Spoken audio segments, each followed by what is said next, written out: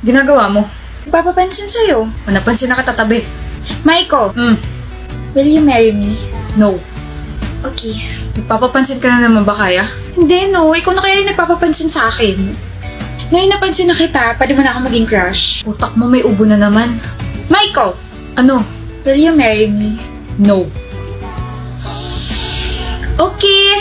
Ano na namang ginagawa mo? Shh. Dinadasalan na kita na sana magustuhan na kita kasi kawawa ka naman. One-sided lang kasi yung feelings mo for me eh. Akala ko ba gusto mo ko?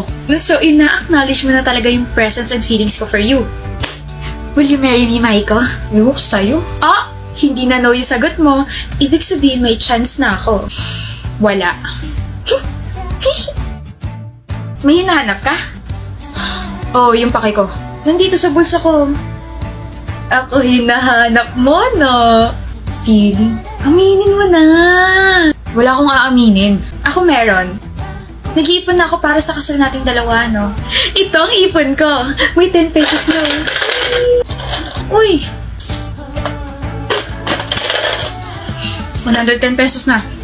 Good luck sa pag-iipon natin. Maiko, Hmm, will you marry me? maybe.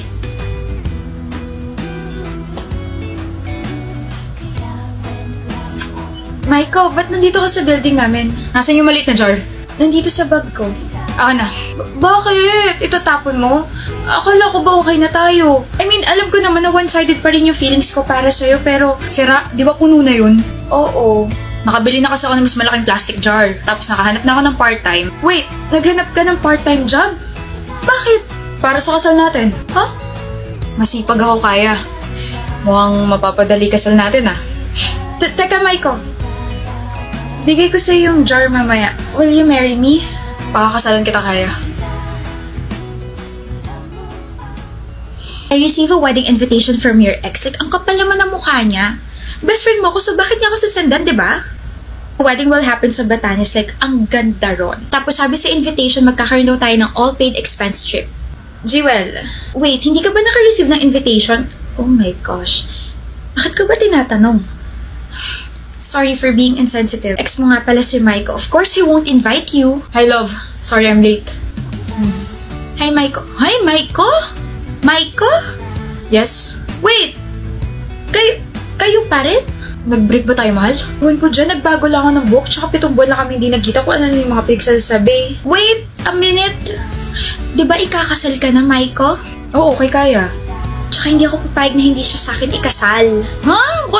What did I miss? Ito yung nangyayari kapag hindi tayo masyado nakikita, no? Eh ano yun? Sabi sa invitation, Maiko and Christina. O sino si Christina? Oh. Sorry na, best friend. May alak pa yata sa utak ko. And believe na nawala sa isip mo na Christina Kaya Alvarez yung full name ko. Na magiging Mrs. Christina Kaya A. Castro. Shh! Mamaya ka sa akin. Ano ba? Sa harap ko pa talaga? Gusto ko rin ng she fell first but he fell harder na trope. Lord! Maghabol ka rin kasi. And mag-propose agad. Pag nagkaroon ako ng jowa, magpapagupit din ako at ibabalik ko ang hair ko sa black. Kaingkit!